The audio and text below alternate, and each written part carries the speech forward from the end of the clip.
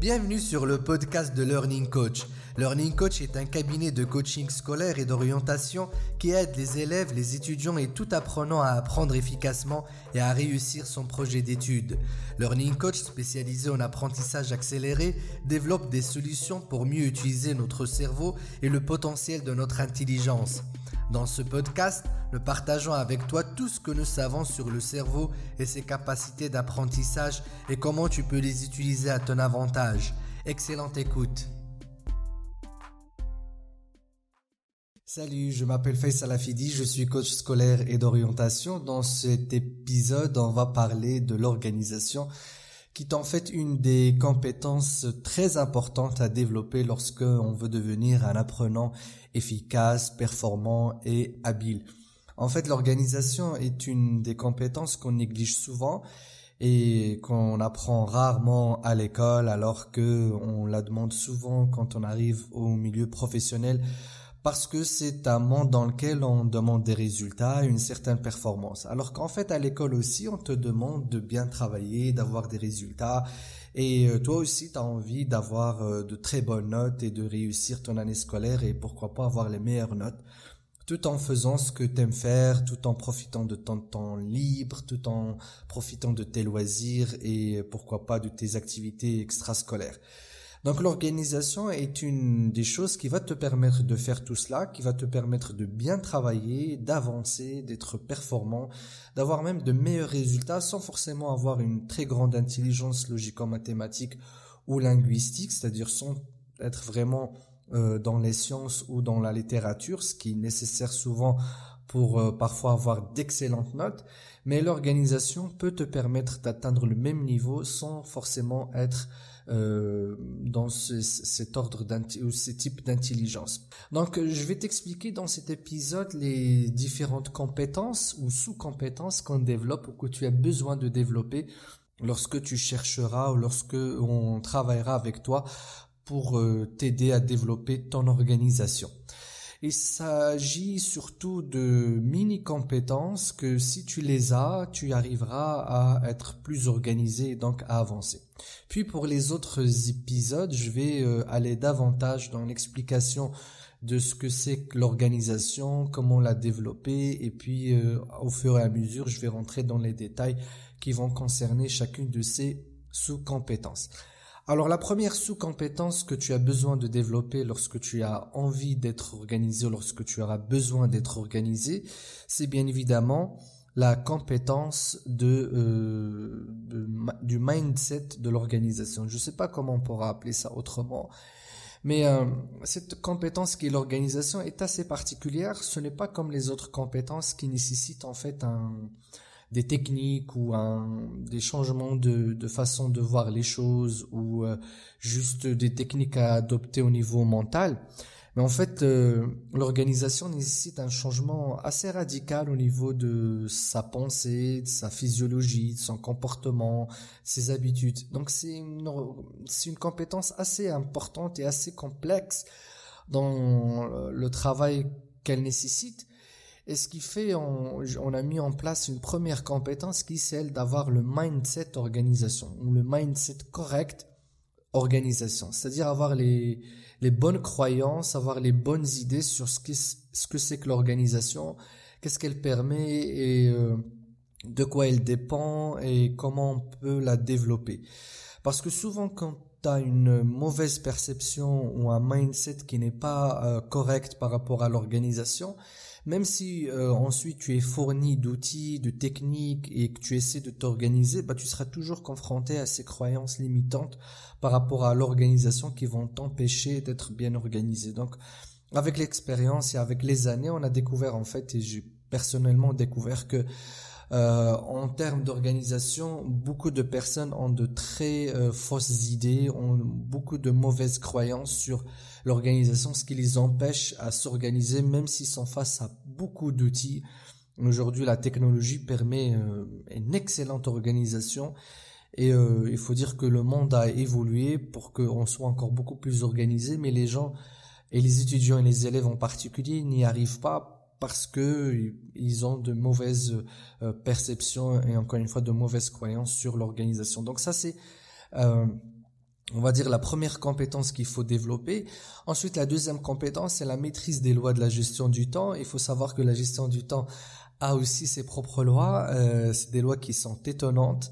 Et quand on les découvre, ça change tout en fait par rapport à notre organisation et ça nous permet tout de suite d'améliorer notre productivité, donc d'améliorer ta façon de travailler, ta façon de réviser, ta façon d'aborder tes cours et surtout ta façon de gérer tes loisirs et tes temps libres. Donc, les lois de la gestion du temps, il y en a une dizaine. Une fois tu arrives à les connaître, tu arriveras tout de suite à dominer en fait tout le stress qui est souvent lié aux études et à l'apprentissage et à ta productivité. Donc ça c'est une deuxième compétence qu'on aide souvent les élèves et les étudiants à développer. La troisième compétence, c'est la maîtrise du rythme biologique et celui du cerveau. Et d'ailleurs c'est pour ça que l'organisation est très importante parce que quand tu travailles en ignorant ton rythme biologique et le rythme de ton cerveau et comment ils travaillent, à quel moment ils sont performants tous les deux, à quel moment ils sont prêts à être avec toi, à se concentrer, à te donner de bons résultats et à quel moment, malgré que tu auras de la volonté, ils ne vont pas te suivre.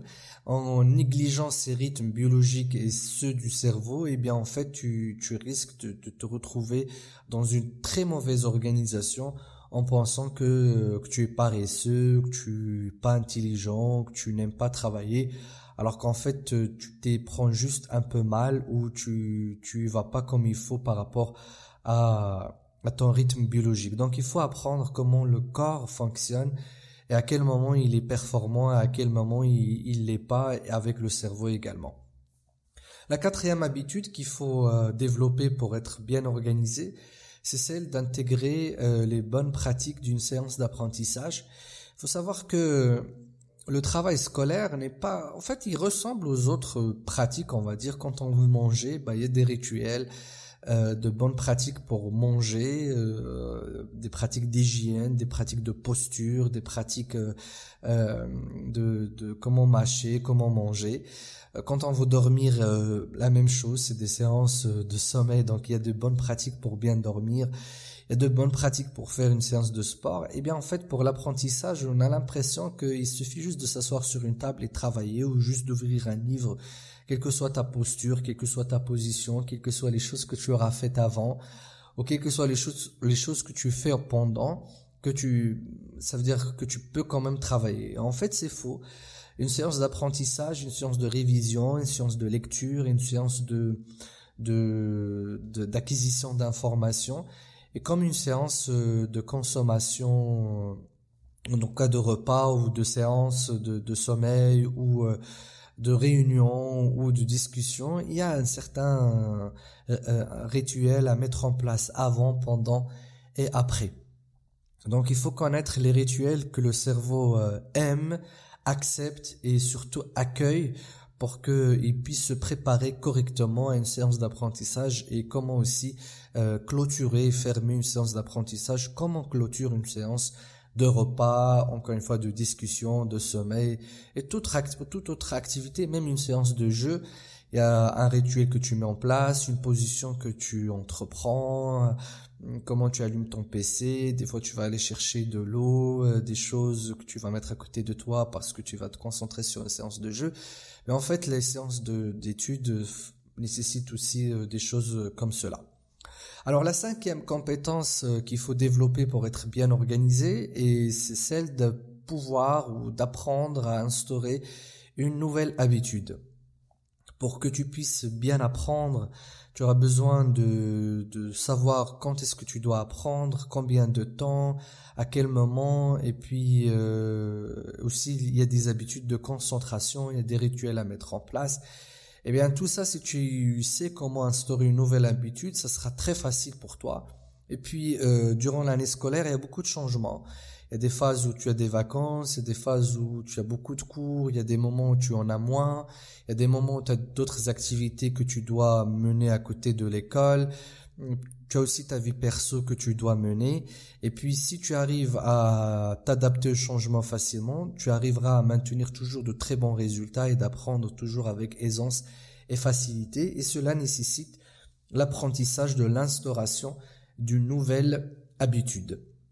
Sixième compétence qui est aussi très importante lorsque tu veux devenir un excellent apprenant et réussir ta scolarité, de devenir un élève ou un étudiant qui a d'excellentes notes sans forcément travailler beaucoup, c'est celle d'apprendre à ranger. Et oui, le rangement. Les ados et les jeunes sont connus pour avoir des chambres bordéliques et de ne pas ranger leurs affaires. Et en fait, on croit que c'est dû à leur caractère, alors que c'est faux en fait. C'est juste que le rangement est une compétence, il y a une façon d'apprendre à le faire. Le ranger, ce n'est pas faire le ménage, ce sont deux choses différentes et les adultes confondent souvent les deux. C'est pour ça qu'ils n'arrivent pas à apprendre jeunes comment ranger. Et souvent, les adultes, quand ils rangent, ils le font en même temps en faisant le ménage, ce qui est assez dur et que les jeunes comprennent ça. Mais en même temps, ils savent pas comment ranger. Donc, il y a un tas de techniques, il y a une façon de se préparer à ranger et d'avoir un rangement qui ne nécessitera plus de ranger en fait. Une fois que tu sauras comment ranger, tu ne seras plus amené à trop ranger en fait. Et ça, tu vas l'apprendre quand tu vas t'attaquer à cette compétence. On va en parler dans les prochains épisodes certainement. La septième compétence, c'est le fait d'apprendre à se fixer des objectifs. Et oui, c'est une des compétences les plus importantes au niveau de l'organisation. On va en parler également.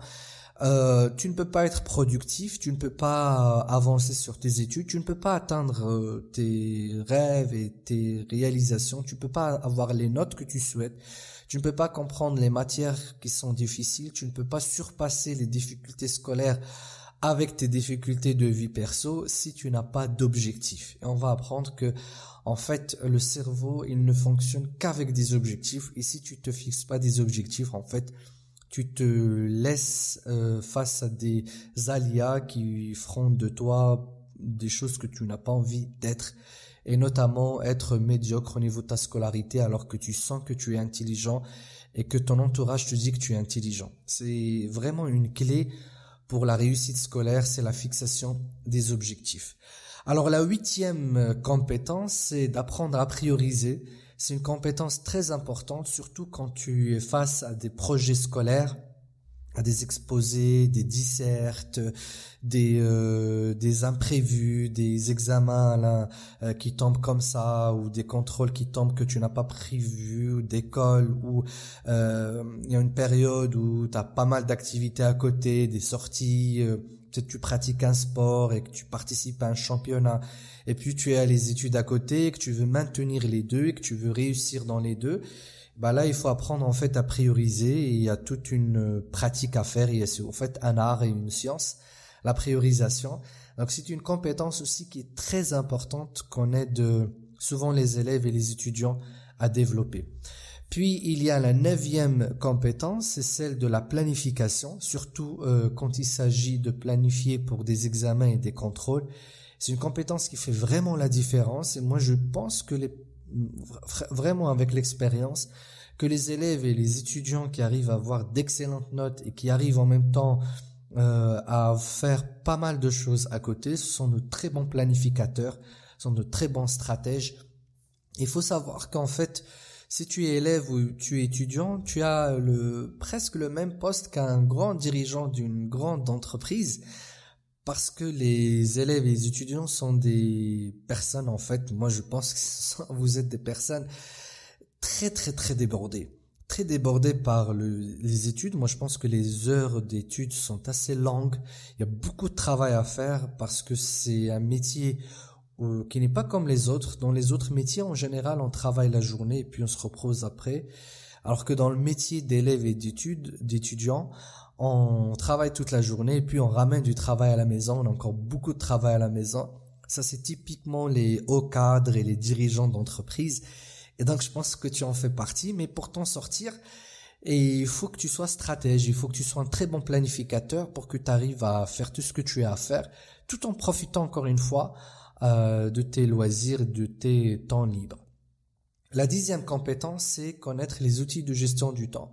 Alors ça, c'est vraiment pour les étudiants qui font autre chose que les études et qui font beaucoup d'activités en dehors des études, comme l'entrepreneuriat ou le sport, ou qui sont engagés peut-être dans une carrière sportive professionnelle, ou qui sont engagés dans l'associatif, ou qui sont engagés dans des activités importantes et qui prennent beaucoup de temps et qui nécessitent aussi toute une organisation. Alors là, les outils de gestion du temps que les cadres, les gens dans les entreprises utilisent peuvent être d'un grand secours pour ces élèves et ces étudiants. Donc voilà pour les 10 compétences qu'il faut apprendre, développer et acquérir lorsque tu veux t'organiser. Alors ce qu'il faut savoir, c'est que l'organisation a pour but de te permettre encore une fois d'avoir de très bons résultats, donc d'être efficace sans forcément sacrifier tes heures de loisirs et même voir profiter davantage de tes heures de loisirs, de tout ce que tu fais à côté de l'école. Donc ces compétences sont en fait chacune distinctes, chacune nécessite une façon de réfléchir, chacune nécessite d'être comprise, d'être surtout bien acceptée par la personne qui veut la développer. Donc si tu veux développer ces compétences, tu dois en être convaincu, tu dois accepter que tu as besoin d'être beaucoup plus organisé, que tu as besoin de développer davantage ton organisation, et à ce moment-là, tu es prêt à acquérir une ou plusieurs de ces compétences. Donc voilà pour l'organisation et les compétences qui permettent de la développer. Je vais parler un peu plus de l'organisation lors des prochains épisodes et puis je vais rentrer dans le détail de chacune de ces compétences et comment la développer. Donc je rappelle également que cette compétence organisation, elle fait partie de 9 autres compétences que nous aidons à développer au sein de Learning Coach pour les élèves et les étudiants qui souhaitent devenir de meilleurs apprenants et donc de développer leur apprentissage accéléré. Et l'organisation fait partie des compétences qui permettent de développer l'apprentissage accéléré et qui permettent en fait à notre cerveau d'apprendre de façon efficace, performante et donc de façon plus rapide et plus aisée. Voilà pour cet épisode, je te remercie encore une fois et je te dis à très bientôt. Ciao, ciao. Merci pour ton écoute. Learning Coach met à ta disposition plusieurs ressources pour t'aider à mieux apprendre en t'initiant à l'apprentissage accéléré. Viens sur notre site www.learningcoach.net. À très bientôt.